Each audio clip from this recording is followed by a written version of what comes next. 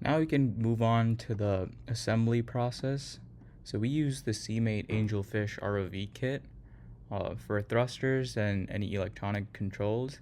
So when you open your box, you'll get the control box, and you'll get all of the thrusters assembled with a PVC truss that holds the wires in the middle.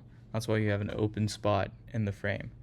So the first step would be to attach the middle piece into jar, and you can see those are the thrusters, and all of the kits come with a cigarette lighter adapter. So basically this will allow you to connect the control box to power, and this also allows us to power the kit without having to use a heavy battery for internal power. So just keep in mind red to red and black to black. And once you connect that, you can then attach the cigarette lighter adapter to the jump pack. And it's a little finicky, so just get it in there, and then you can attach that to the jump pack, which will allow you to power the ROV.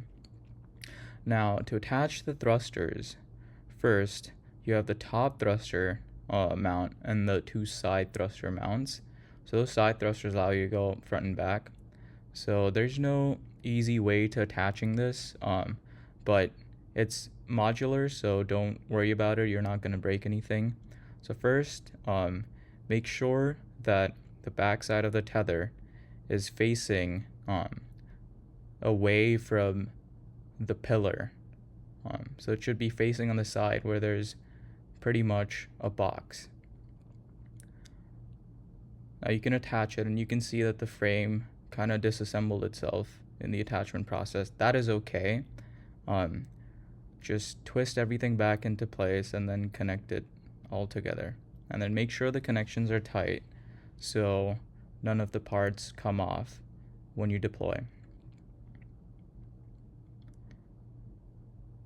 Now you can see what thruster goes where. You'll see in the control box that these thrusters have colors. So your red and blue should be your two pitch thrusters. So this means that these thrusters will control going forwards, backwards, and if you only use one of them, it will go right or left depending on how you use them. So you can use the box to just see what thruster goes where. Now the individual thruster, the back one, goes on the top. So now we're attaching one of the thrusters to the frame, and keep in mind the propeller faces inwards, so it should be pointing towards the central T connector. And this goes for both sides. We do this to avoid getting tangled into weeds. There's still a chance of getting tangled, but it's a lot less when the propellers are facing inwards than when they're facing outwards. Now, carefully fit the other propeller through the frame as it sits on the top. You can disassemble more of the frame if you want to. That's totally up to you. Now, in this case, the propeller faces upwards. And that should be your completed ROV kit.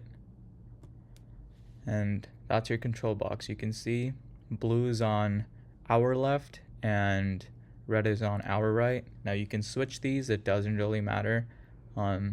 It's totally up to you how you want to orient them. As you can see, it's pretty modular.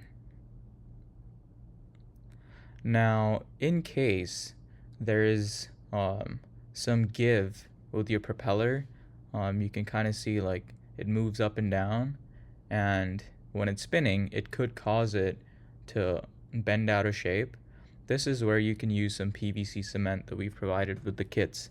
So essentially, PVC cement is a fast-acting cementing agent, and as you apply it, you immediately put the PVC through, and it will lock the PVC joint or connection in place. So the steps to do this is apply some PVC cement in the T, and then carefully and really fast connect the T back into place and make sure it's oriented correctly. If you do this right, it will lock into place. Be careful because the PVC cement acts really fast, so you want to be prepared to attach it as soon as you attach the cement. And then you can disassemble the kit like so.